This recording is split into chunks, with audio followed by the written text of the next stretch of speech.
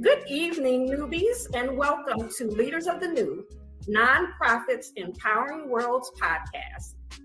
Today we are joined by Rosa L. Antonini. She is the founder of Wonders of My World. Wonders of My World is a training program in Uganda that focuses on giving trade skills to young adults. Those skills include carpentry, hair and beauty, as well as tailoring. We're going to find out more about what made her found this organization. But first, if you didn't know, Leaders of the New is part of a larger broadcast network called the Female Solutions. This podcast, as well as all others, is all about solutions. All the stories we tell are inspiring stories. So we're going to hear a little word from the Female Solutions, and then we're going to bring Rosa to the stage and find out a little more about who she is. And, she's not just a founder, I should tell you, of a nonprofit. She also is an author, and she is a software engineer. So we're going to find out how all of these elements kind of work together to mold who she is and how she shows up for others. But before we do that, we are going to hear a word from the Female Solution.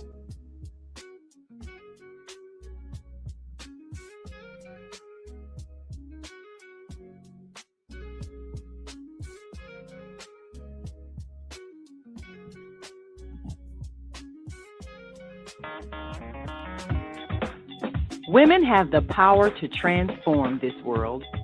We can end crime and violence if we all agree to do one thing: share. Let's share our wisdom, share our time, share our talents, share our finances, but most of all, let's share our love. This is the Female Solution.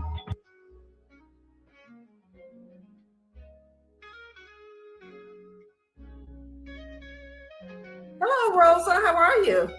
Hi, Bridget. How are you doing? So glad and so grateful to be here, to be your guest today. Thank you. I'm so happy to have you. We've known each other for quite a while. Yes. And we've had conversations throughout the years, and I've always been very fascinated with you as a person and the work that you do. So I'm very honored to have you here today. It's mutual, because I always have this great admiration for all what you do and so many people that you help, that they can find and help actually with resources so they can accomplish a great thing in this world. So yeah, very grateful for you and for what you do. Thank you. I appreciate that. So for those of our guests who are unfamiliar with your organization called Wonders of My World, which is an awesome name, makes me think about an amusement park or a playground or something. So you're going to have to talk about where that name came from as well. But okay. Can you just tell us a little bit about Wonders of My World? What does it do? Who do you serve? And what the mission is? What are you trying to accomplish? So Wonders of My World is a program that tries to break the cycle of poverty, how I see it, by helping young adults or enabling young adults in financial need with the skills. I am a huge fan of education, learning, because I come from very, very humble beginnings. And without education, I wouldn't be what I am today. So I think that, to me, that is the best you can give someone. Doesn't have to be, let's say, traditional education, because sometimes that is not possible. For example, all these young adults in Uganda, they have no access to education. Many of them, they don't know how to read, how to write. But they can learn a skill. And that's why, I concentrate on showing and implement something that they can become independent. Carpentry, hair and beauty, all of those things. You don't need really prior education, just dedication.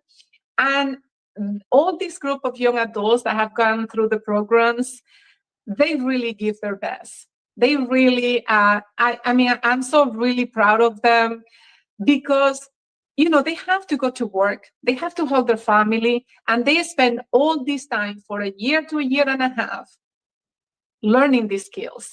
And they are so good. I just post some of the pictures. Thank you, Bridget, for your recommendation. You know, I know that I didn't have all these images in Facebook, so I'll be trying to add it there. It's something that I've been doing. And, you know, I really realized that they deserve to be seen. This has nothing to be about me. I want them to be seen because it takes a lot to do what they are doing. And they just put all their energy and effort, and they're doing great. I mean, we can go into some of the stories, but so in summary, Wonders of My World just enable young adults in financial need with a skill so they can get a job that hopefully will help parents and kids to make a better life. And when you say young adults, what age group are you actually talking about? Yeah, so Wonders of My World right now I started in Uganda. My vision is that I really would like to get, you know, expand these programs to other countries, including Dominican Republic, which is what I'm from. So, but right now I started there. So the young adults, it depends on the country. In Uganda, at young adults, we are trying to limit to 16 the age that they can start. So most of them, they are older, like, you know, 16, 18, early 20s. So that is the age. I know that there was like one that maybe was 15, but we tried, you know, over 16, the age range. Many of them have kids already, you know, and that is the purpose. The purpose of these programs is really to help those parents, because otherwise, and there is a story that always stick with me. Maybe I don't know if this is the right time to tell you this, but one of the students of the first group, her name is Marianne, and she's so talented. She's the one that I added in the Facebook. She's standing, and the dress that you see, she's like facing the other way, so you can see the back of the dress. And I purposely chose that image because she's so talented. And all of them are so talented. She made that dress. And if you see the dresses that she made, I mean, beautiful. I hope someone will like hire them at some point and really give them jobs. But anyway, beautiful, beautiful. They have great talent. And after she finished the program, she sent a letter that to me. And it was so, I mean, it was so like, I'm telling you, my tears came, because sometimes, you know how this is, you work a lot, you try a lot, and sometimes you question, why am I doing this? Why? You know, because a lot of door closed. It's hard. You know how it is hard. And then in that letter, she said she was so grateful. And she told me that thanks to this program, she didn't see any more family members dying from hunger. Wow. And that was, you know, and that was like, you know, it meant so much to me, because at that moment, it's like, sometimes you're just helping 10 or 20 at a time, and you would like to do 100 and 1,000, but you don't realize the difference that is one life that you change. One life. They sent me the picture of the mother, and the mother sent me like, thank you so much. Now my daughter has a job. So we send, you know, we sent help, some sewing machines. So she got her machine, and she was so happy. But the point is that sometimes, and many times, we're used to a life that we think that maybe doing a little something here or a little bit there, you know, maybe it's not enough. And I used to think that way. And I remember feeling like a always heavy weight over my shoulder, because I wanted to change so many things. And I wanted to see, I don't know, everything, like more people happy, and at least with the resources that they needed. And it took a lot of time for me to realize that I wasn't going to do anything from that perspective. And then I changed, really, my mind really changed. And it did a flip in asking myself, what can I do? and changing a life, 5, 10 life, whatever is that number at the time, that's good enough. You do the little thing, as small as it can be or as big as it can be, but it goes a long way. Because for one person, even if it's only one, it's a big change for them. So anyway, I love Marianne. Hopefully one day she sees this, but so talented, so talented. Well, Incredible. absolutely. Helping one person is going to have a ripple effect. Like you said Yes. earlier, when you help the child, it also prevents their family from being in poverty, because that child will bring that money back home, and it will help their brothers, their sisters, their mother, their father. Yes. Speaking of mothers and fathers, how are the parents relating to you and this program? Are they in support? Is there some convincing that you have to do? How is that process? What does that process look like? Yeah, so over there on the ground, we have Moses and a few members of the Love Street Ministries is in Uganda. So they, sometimes remember, some of them might not have parents. Some of them, they're already like maybe with kids. So, and in some cases, they're parents. And no, all parents, they really want, all the kids, they want to send them. There is a line of more waiting. There is always more waiting list. So yeah, all the parents, they really want, because the community has nothing. I don't know if you've seen the picture, but even, there is not enough shoes, there is not enough of anything. And they see the change. They start making the clothes for their kids. They start making the clothes for the community. They start doing this hair like braid and with colors and very creative. So the community has seen the change. So there is no pushback at all. Everybody really, so many wants to join. Yes. I love that. Now, talk to me about why Uganda. How did that connection happen? You mentioned a name earlier, Moses. So for our viewers, Moses is your contact there. Yes. And he's with an organization called Love Street Ministry. Is that correct? So how did that connection happen? Why Uganda? Because hey, I think that we need this trade here as well. We might have to talk because these trades need to be here as well with our young folks.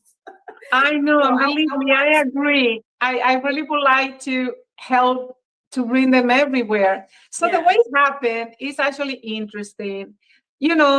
Sometimes you have a vision, you're working towards something, and many times we want step 1, 2, 3, and we want to know this, and we feel fear. And if we don't know the next step, we don't know how is it going to do. And you always just have to be patient. You keep working. You keep in your mind knowing what you want to do. I know I wanted to help. I know I wanted young adults. I know I wanted this education, right? And it was through Instagram. So I did one story one day, and I said, ask anything, one of those Instagram stories. So Moses that work, in this, they have an orphanage. They work with orphans. Everything is little kids that have been abandoned, and that's all what they do. So they try to gather funds for their, food and also, school, things like that. So I had done a donation, before, so I knew about this organization. Like I have seen it already. But when he sent me the question, so the question that he sent was, will you help the children? Something like that in that context. Now, we know that there is a lot of scamming in social media and a lot of things that sometimes try to do that. But this was different. I've been seeing this organization already. And in the test, for a moment, I thought about it and I didn't reply right away. I researched more about what they were doing. And then like on the next day, I replied. And then I said, I love what you're doing, helping the little kids. I completely understand. And there is need for food and there is need for all what you're doing is a wonderful job. But I have a mission. I really want to help young adults with vocation, a program, learning skills that they could have a job so then they can bring money and help parents and kids. That has always been my vision. So I talked to him and he listened to me. There was nothing there. It's not what they did. But he was so willing to say, that he will help me, and we just start working together. He started doing the recruiting. He mentioned to the ministry over there. So then it kind of had that branch then where they started recruiting the kids, young adults actually. There were some like early 20s as well. So that's how we started. And it has been already 4 years. It's 4 years that we started. Wow. Yes. How many students have you graduated? I don't know. In total, every time it's a group like of 20 at the time. That's what we have. I mean, we started with 12 the first time. And then, it's been like 20 every range. Right now, we have 20 more coming. So I don't know the total by now. Maybe we hit 100 soon. Okay. Yes. So it definitely seems like an endeavor that you need to have. By being in another country, you need to have a contact there. Yes. And so social media was that bridge for you. And yes. That's what's great about social media now, that you can actually collaborate with people all over the globe. There's no limitation. Yes. Yeah, that's what is good. Like these days, they have the need, because also they know you just need people that you can trust, and the need is there. And there is a lot of people that want to help. They're helping a lot their community and the little kids. That is a big need over there. A lot of kids, have lost their parents, and they're on the street. So that is like their main thing. But then they're doing this with me as well. So talk to me about the very first step you had to take, because this is an actual school. I saw, let me pull up another picture here. Let's see.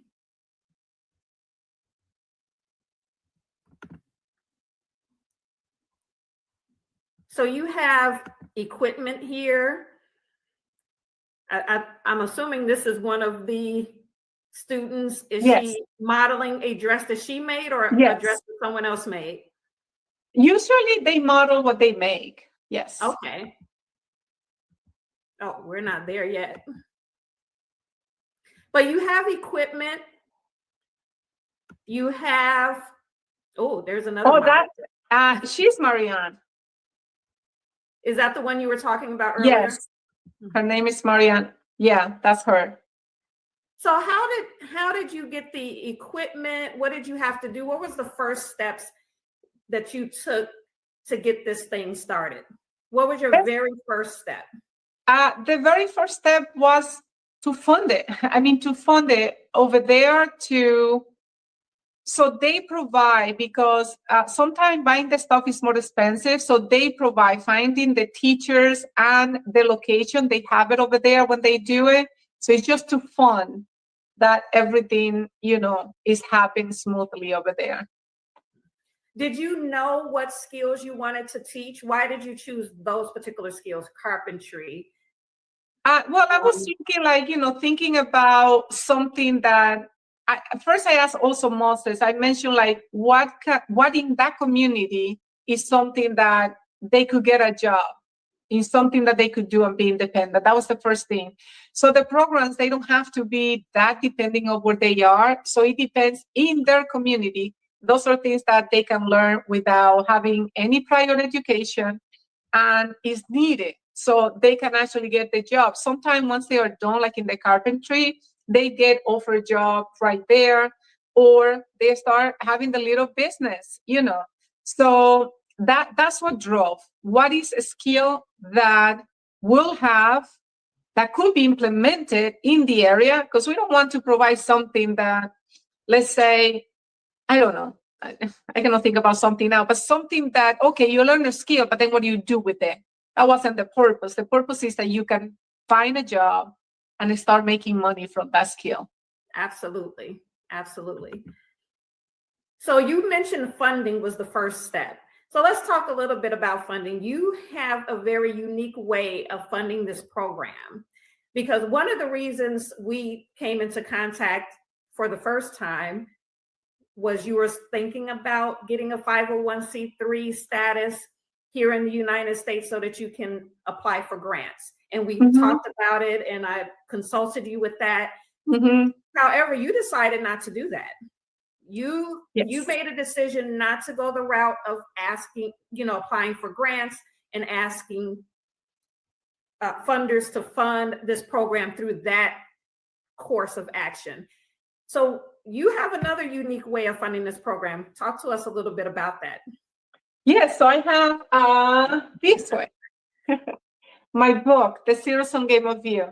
This book came actually to me before the program. It was an inspiration. As you know, to answer your question, it comes from the book. Everything from the book is donated for those programs and a little more, because the programs, the program lasts a year and a half, plus the material you buy. So anyway, it's the book and maybe a little more as well. But the book, 100% of the funds goes through that cause. And also, I have other stuff going on that I'm hoping that it will help to expand these programs as well. But yeah, that is the route that I decided to go. And what was the other question?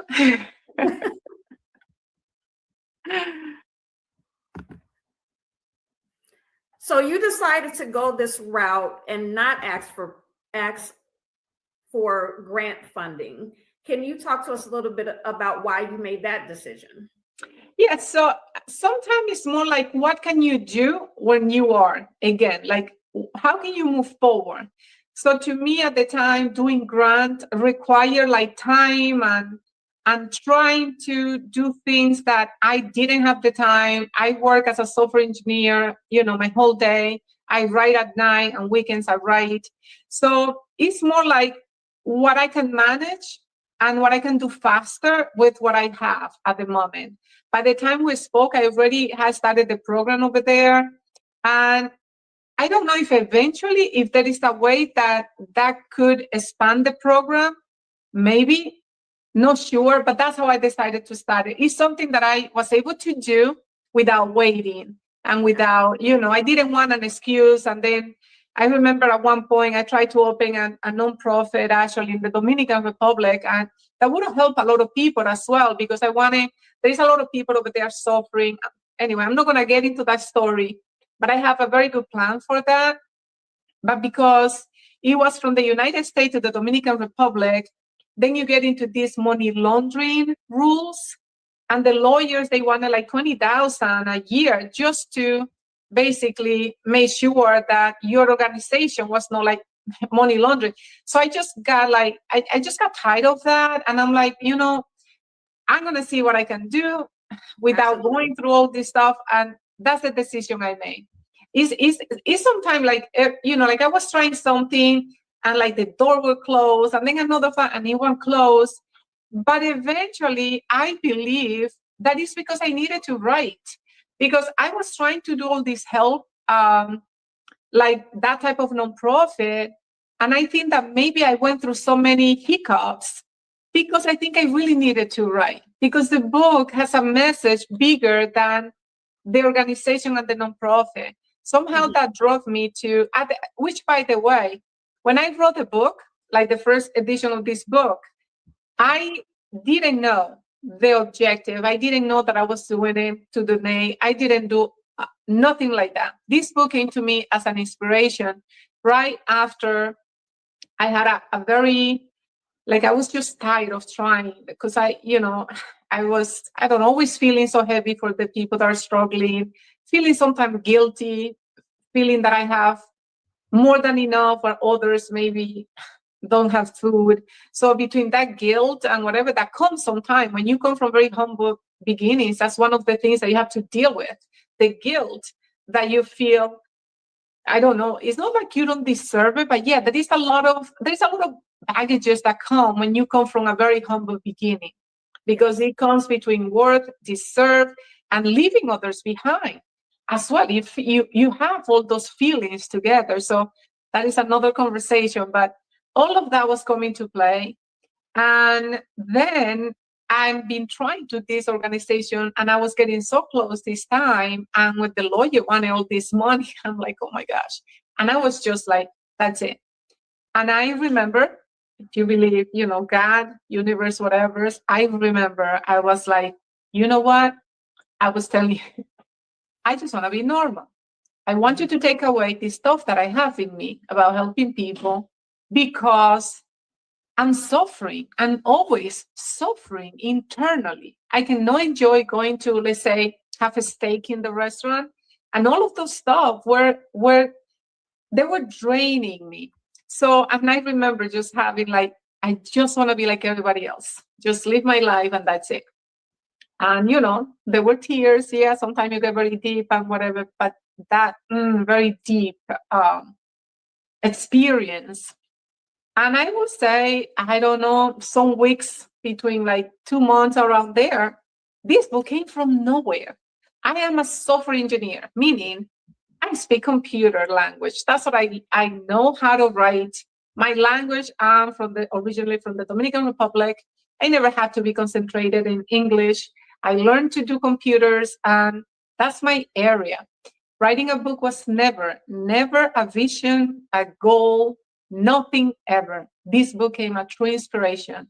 One day driving, I was thinking about all the why people are successful, why some others are so difficult.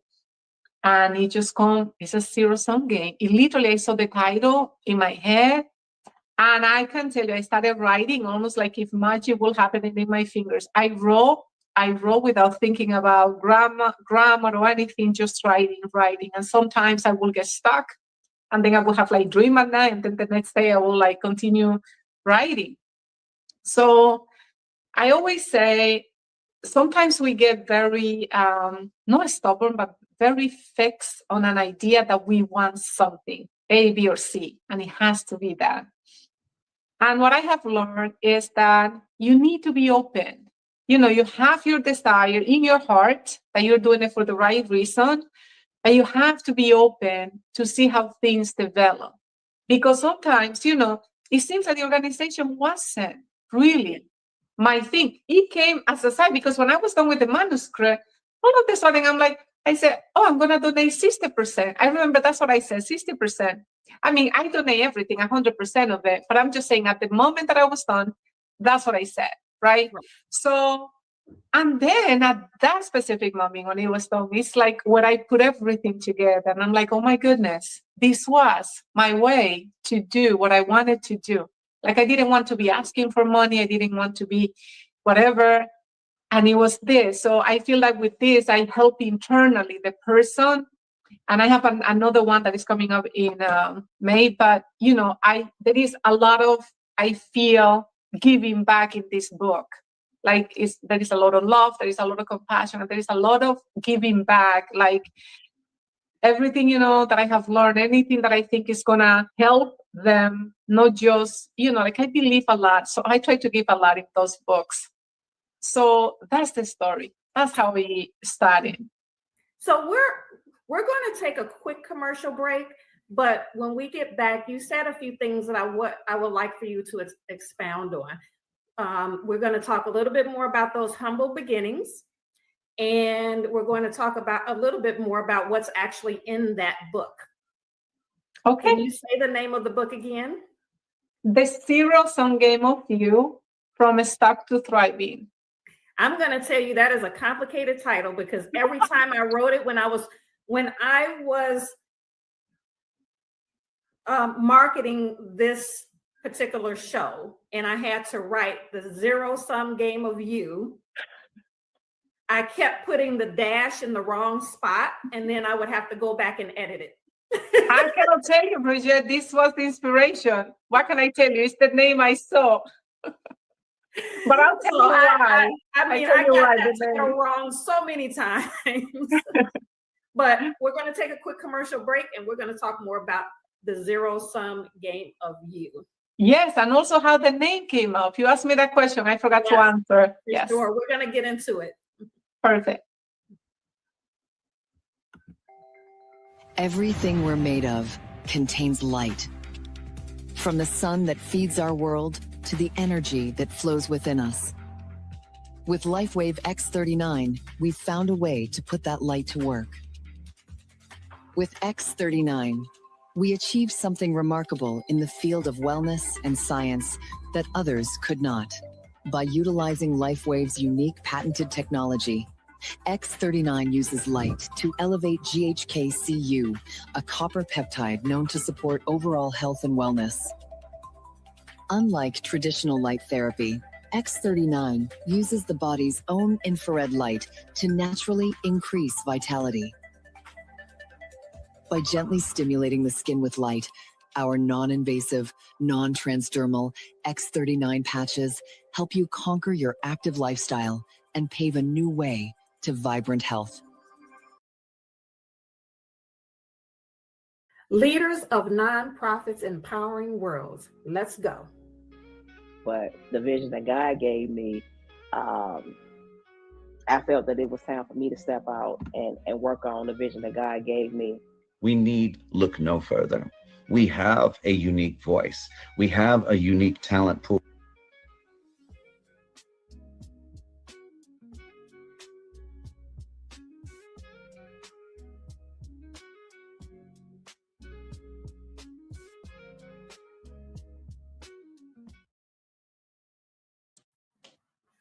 Okay, and we are back. Let me put you in the right spot over here. So we do have a comment from Sandra. I think you might know Sandra. Sandra, yes. Rosa, thank you for not letting the naysayers stop you. Don't let the what? The naysayers. Oh. Can you see? We have many. There are many. Yes. Don't let the naysayers stop you. Or thank you for not letting Thank you, Sandra. Thank you so much. Stop you. Yeah, Sandra's actually going to be a guest on my next show. So she's also a founder of a nonprofit. Yes. So you guys, newbies, stay tuned. We have a whole lineup. I have people lined up all the way for the next couple of months. But my next guest is going to be Sandra Washington. Hey, Sandra.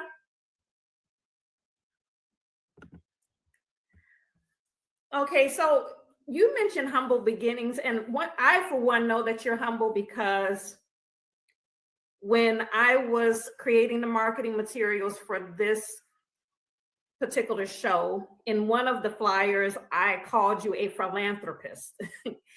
And you were like, no, I don't, we talked and you were like, no, I don't go by that name. And that's not something that I call myself.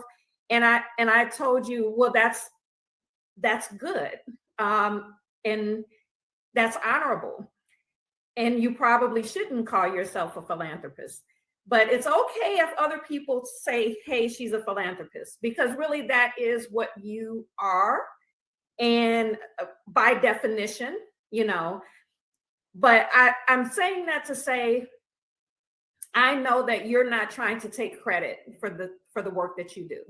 No. Because of the conversations that we've had. And you always kind of shy away from people giving you credit. And it's not like you can even find a lot of things. You have a lot of stuff on social media related to your book and some of the other things that you do, because you also talk about self-development type topics. Yes. And that's what your book is about. We're going to get into that in a minute. So you have other things that you're doing. And a lot of what you see on social media related to you is about the work that you're doing with helping people to develop themselves, their inner being, and to overcome restrictions in their life, and to overcome obstacles, and to kind of merge the spiritual as well as the physical. And you don't see a lot about the charitable work that you do. I could not find one thing. I was like, woman, where's the pictures? Where's the this and that? So I know. Something that you're not broadcasting. I want my audience to know, like, she's not out here saying, this is what I'm doing. I had to force this out of her. I had to force her to, send me some pictures. I couldn't find anything, but you did just put a page up, I think yesterday. Thanks to you. Thanks to you. Thanks to me. It took you come to me for me to, and it was a lot of thought I did. I'm like, trying to say, okay, I really don't want to make this about me. That's why there is no picture of me on the page and whatever, but I need to give some credibility so he knows it's real. And that's why I put the name to show the journey of the students. Because then that's, the fact that you asked me for it, and I never sort of like that, because, sometimes, whatever. So what I say is, they deserve to be seen. They deserve to other people to see how, all what it takes for them to do this. And then when they do it, and to maybe give hope to maybe someone that is not struggling in that way and is struggling in another way. But I'm telling you, Bridget, that page was born because of you. I literally did it, I think, last night. So there are all the videos. I just put some. Yeah.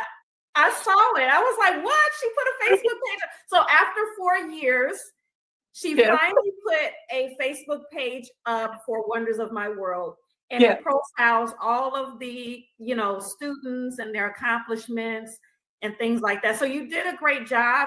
Just a little bit. I don't have time. So I would put so people know, I actually told Moses, I'm like, let's just give a little bit, because he sent me and I know what's going on. So Bridget, this was you make this happen. Now people will be able to see the program because of you.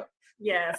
But this is something she was not profiling. She was not like, hey, I'm out here doing this. And again, it's coming from the heart. And those are the people that I admire, people that they're not out here just saying this is what I'm doing, but they're doing the work. They're doing the work. And it takes someone else to say, hey, a light needs to be shined on this. Okay. So that's part of what that's really what this podcast was born out of, because I help so many clients, right? And they,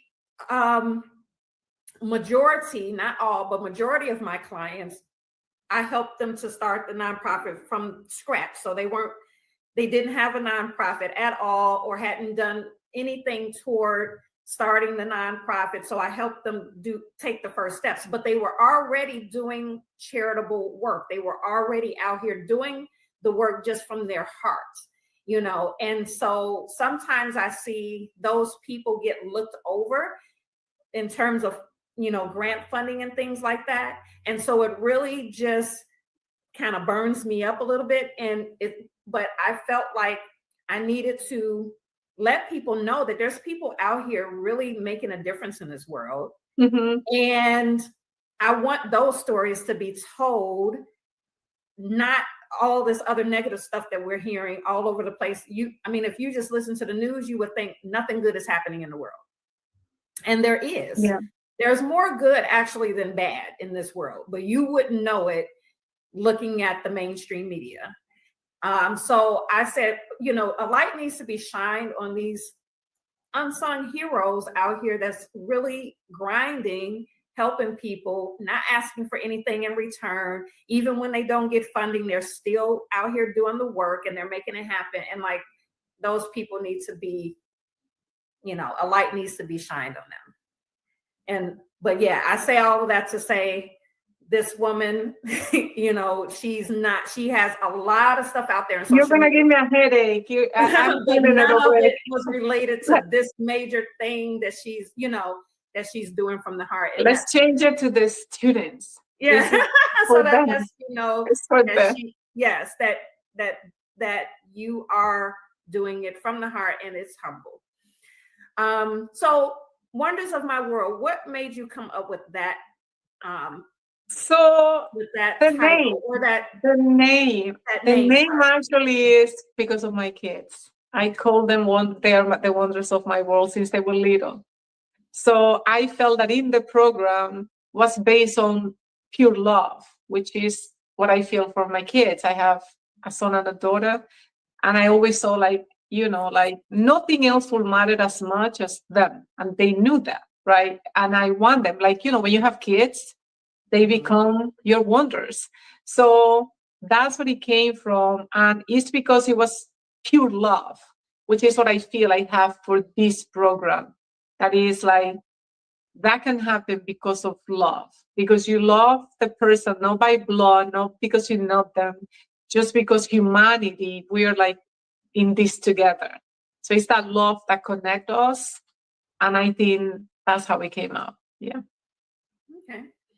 Now let's switch to the title of your book, The Zero Sum Game of You. Where did that come from? I think that's a concept, isn't it? The zero sum game. Yeah, so a zero sum, in the game theory, is basically like when you play chess, meaning in order for someone to win, someone has to lose. That's the concept of a zero sum. There is never half in between. There is never like, it's like one win, one lose. So that is a zero sum, right? A zero sum game. Now, when I was having this title just came, and I was thinking like, what makes people, let's say, successful, and others that, I don't know, it seems like they always full of one thing after another, they can never get out. And it's like a loop that they cannot get out of there. And in my head, that's what I said. I'm like, oh my God, it's a zero sum, but it's not a zero sum game between two people. It's a zero sum game within ourselves. That's what I saw. That is we all have, I see it as two sort of forces within each of us. So the forces that, let's say, I always put the example of losing weight because it's an easy one. You want to lose weight and you want to be healthy. There is this side of you. But then the other one of you really want to stay longer in bed and want to eat all the dessert and want to eat all that stuff. So one of those is going to happen, right? So either you're going to commit into one or another. So the same thing is with every choice. Like we do so many zero-sum choices since we get up. We get up, and right when you are stepping up, you're already going to say, oops, I started the day with that. What they say, bad feet or something like that. Or you can start just like, thinking a little bit of gratitude and seeing anything good that you can have in your life. Doesn't matter how terrible things are, there is always something to be grateful for. But one of those are going to baseline your day, right? And then you're going to start making decisions at your job. Either one person is going to get you annoyed for something, or you're going to be handling well. So the concept is that in each one of these battles that we have within ourselves, let's take these forces, and the reason I made it, or I saw that it works as a zero-sum game, is because if you see things as a game, it's almost like when you watch a movie. So, or let's say a sport. Let's just say that you like a lot someone playing tennis or baseball. So when you go and you're seeing the game, you can judge it very easily. Oh, that person made a mistake. Oh, I would have done this. Oh, a lot easier to see stuff from outside. But when you are inside, you are the player, which is what happened with our life, right? We are the player, the main player of our life. So sometimes, and many times, we are so in the game that we don't see how to make decisions outside the game. But if we see, so in here I explain like how you get out of this, then you can see the decisions that you can make from a more objective point of view. Now you are now within the game. You're playing the game, but with an attitude, almost like if you're seeing the game from outside the game. So, it has the two components, the game just to make the judging outside, maybe defensive. You get defensive. Someone says something, you get defensive. But not if you're seeing it from outside. From outside, you can become your best advisor if you're seeing stuff, more from outside. So it has that concept. And also the zero-sum game battles is those emotions that we have, those emotions that maybe make us angry or sad or frustrated. So one of them is always winning. We always have a side of us that is always winning. If you're very optimistic all the time, maybe you already have so many habits in that direction that you don't even recognize yourself like you have another side, even though we all, doesn't matter how much optimistic and how much gratitude and how much they're gonna stuff, life is gonna bring you surprises that will shake you and that you're gonna question, and that maybe you're gonna feel like you don't want to get up a day. And that happened, I would say, to all of us, because at any point of another, we all feel, we always have a day like that. But the question is how long you stay in that state, right? How long you shake it off and then you just, continue. So in the book, it's more about giving these tools, that realization. You also, I touch into the cultural belief, right? Because that's another thing that is programmed, in my career, software programming. That's all what I do. I see patterns. So I've been seeing patterns for a long time. I design architecture and do a lot of programming. I see the same with me and with other people. That this programming that happens sometimes before you even had the mindset to make a choice. But somehow we think that we're choosing. We're choosing from a baseline that started long before we were choosing. And those programs, inner programs, are within us, and they're, triggering certain behavior and certain thoughts and certain patterns based on that. So even that, recognizing that when you're feeling one way or another, just to question, is this really, where is this coming from?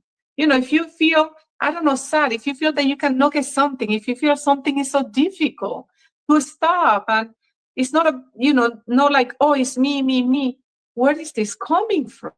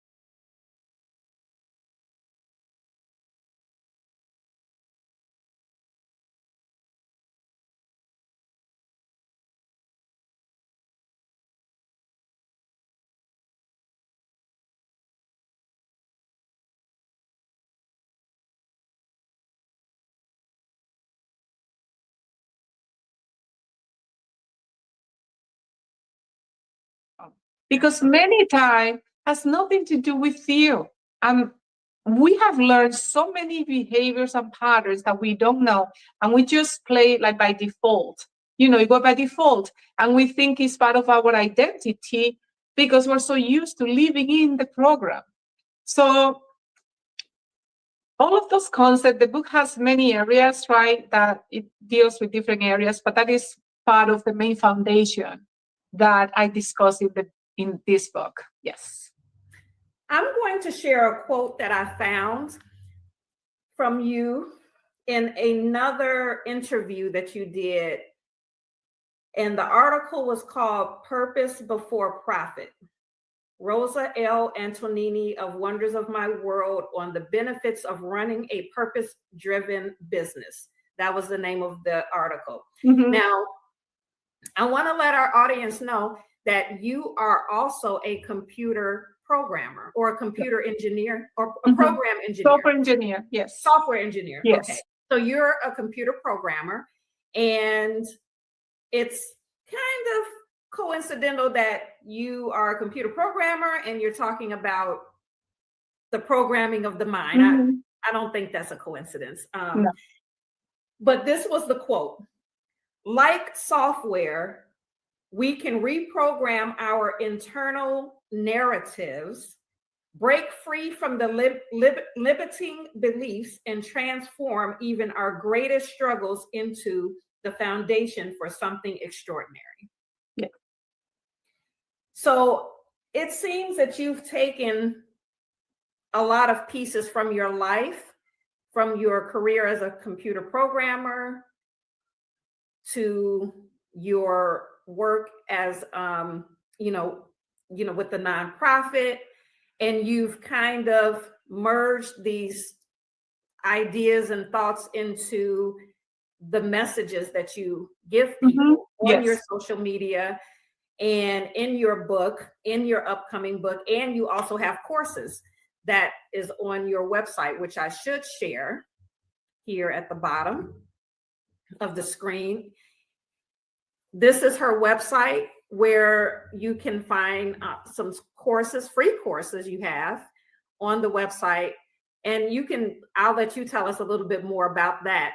But I've noticed that these, your career as a computer programmer and that logical thinking aspect of you have used those types of ideas and terms to inspire other people, using that language to kind of inspire other people to transform their lives. So I'll let you talk a little bit about that, about your courses and that work that you do. Yeah, so I have over 2 decades in computers. So yes, I kind of follow this logical way of seeing patterns. And it has a lot also from my life. So every quote that I write, anything that you see there, there is a story behind. Sometimes it might come from maybe I spoke to someone and I see a struggle in some area, and that might trigger this quote. Many cases it's come from my own experience and the experience of growing up, and the experience, that is difficult sometimes. For others to understand, that you can understand in a way, but let's say truly understand certain challenges that happen when you are, let's say, the first one from many generations that is kind of going to that next level, right? To getting education, going to college first time, and all what that has, it's like a whole chain of events. It's a whole links that happen, because it's not just the fact, like, let's say you go to college or you get something. There is a lot that happen when a family, and that's why I'm so concentrated on young adults and providing skills, because I've seen it on myself. I've seen it in the part of my family that follow education versus maybe other people that I know that did one thing versus another. So everything comes from those really life experience. And even though now you see social media, so many people selling, unfortunately, this quick idea that you're going to get rich if you do this in 3 months, or you can accomplish this and go like, in 6 months. And it makes such a bad impression, especially I think in young adults, because then they start comparing themselves with what social media is saying. And maybe they start thinking that you are missing out or that you're not good enough because look, that person did it just in X number time, and look at me. And then they start comparing these stuff that are not real. And I think this is making a really almost like a virus in society, because it's like downplaying the effort that something takes. And believe me, I believe in both. You need to have the positive mindset. You need to have those thoughts and the vibration. I talk about energy vibration. You need to keep that, because that's what gives you that belief that you can accomplish something. But then you don't sit down there. You need to take action, and you need to learn something. You need to get good at something. No matter what, you have to get good at something, and hopefully something that you can get paid for if you want to find some success. If by luck you get the lottery or something one day, wonderful. But that doesn't eliminate, that should not be the plan. And also, it's not about the money. It's not about getting these tangibles. It is the process that your mind, your spirit, your character changes through all the evolution. When you are trying, when you're putting the effort to accomplish something, that you are working for something, you change. The way you think is going to change. The way that you see life is going to change. Your level of self-fulfillment is going to change, because it's like that sense of accomplishment and the sense that you did it, that you believe, that you can see it, that you can make it, that you make it worth it. So that all the quotes, they have ingredients that come from pieces of the story. Computer has a lot to do. The way that I develop has a lot to do. Seeing patterns, but also it's not just for inspiration. I do a lot of the computer and software engineering when I talk, because I believe they're practical tools. Because I think if you take it and you're serious about it and you put the time and effort, I believe you're going to see a change, because I did it, because I've seen it, because it's very logical. But that is the whole thing of, it's not just like, let's say someone might see someone that doesn't, a couch potato, how they call it, that person is lazy. And it's easy to judge others, because sometimes, one, we might not understand the culture, even a different culture. Sometimes we don't understand what is inside that person. What is the foundation that came? So we also, there are cases in which you can judge yourself, like, oh, why I did that? Oh, I hate myself because I did this, or I wish I could go back and just change. And always this redo, the style of redoing something that is already in the past. And I always say, most likely, if you were back in the past, you will gonna do it the same way, because it's like, if you're already in 8th grade, you cannot try to behave, try to have a 2nd grader behave like the 8th grader, right? There is a lot of learning that happened already. So when we look at our younger self or something that happened in the past, it's better just to see the compassion and send the love and know that you did the best with what you could and what you had at the time. And that's the reality. Not to judge yourself with the knowledge and experience that you have today. That's not fair for you, right? It's not fair for us. So I think that, that also helped to let go, that decide of going back and just, understanding that at any point, and that's why awareness is very important. Like, to live in awareness, it's not that you don't make mistake. It's just like you are aware of where you are, but you cannot judge the past with the knowledge of today. Absolutely. So absolutely. And we are coming very close to the end of our show. one of the big takeaways I would like for my newbies out there to get from this particular show is that you don't have to depend on grant funding for your nonprofit. That is a resource. But I always encourage people, even if you're seeking grant funding, to always diversify your revenue stream to your organization, because grant money is slow money. Sometimes it takes a long time for you to get enough grant rotation to be that you can depend on. It takes years a lot of times to do that. And until then, and even when you have accomplished that, several funders funding you repeatedly, you still have to have some other means of income other than just grants. And because funders can always pull their grant funding from you for whatever reason. They might not have the money to fund you one year. So you want to always have other things coming in. This is a way, fee for service or selling products. In this particular case, Rosa sells her book. 100% of the proceeds go to Wonders of Our World, Wonders of My World.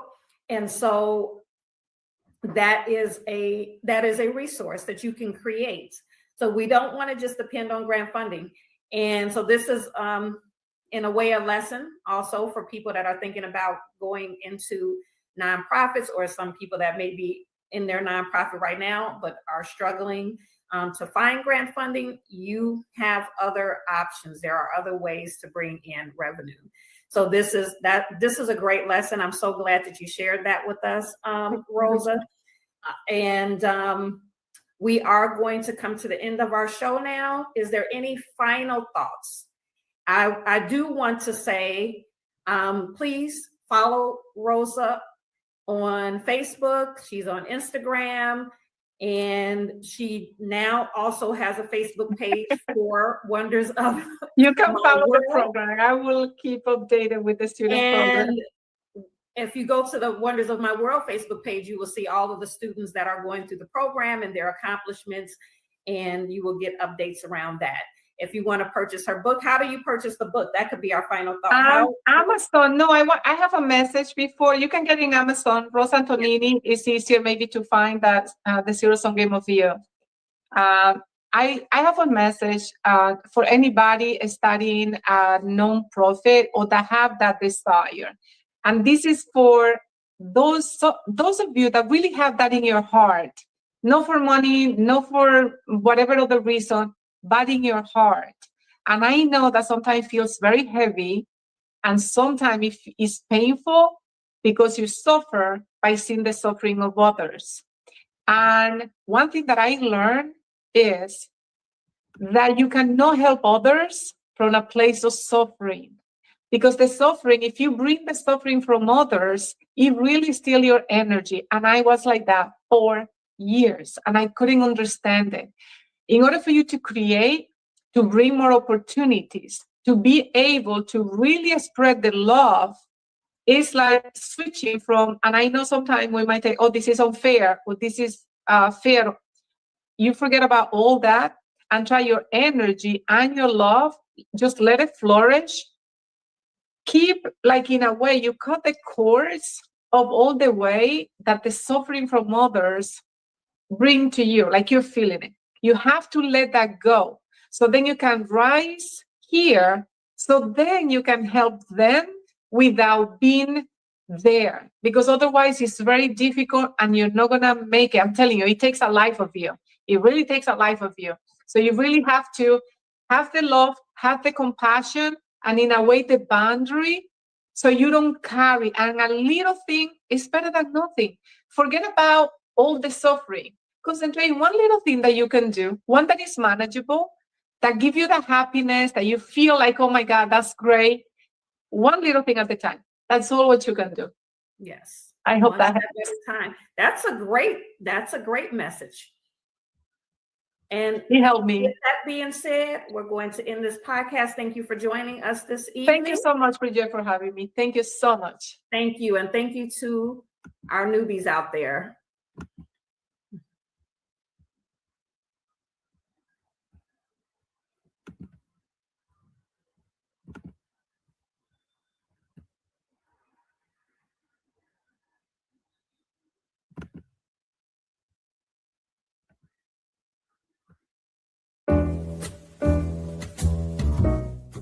We've come to the end of our show today.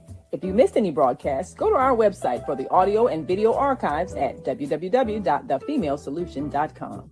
On behalf of our team of radio hosts, I'd like to thank all of you who participated in today's discussions. And to our global family joining us from all around the world, we say thank you. To our family in China, xie xie. India, dhanyavad. Japan, arigato. Korea, kamsamnida. Russia, spasiba. Germany, danke. Poland, dziękuję. France, merci. Spain, gracias. Italy, grazie. Egypt, shukran. Ghana, madasi. Nigeria, eshe. South Africa, ngiyabonga. Senegal, jared. Kenya, asante. Israel, toda. Pakistan, shukriya. Afghanistan, tashakur. Saudi Arabia and Palestine, shukran. Assalamu alaikum wa rahmatullahi wa barakatuh. Thank you, and may peace be upon you and the mercy of God and God's blessing.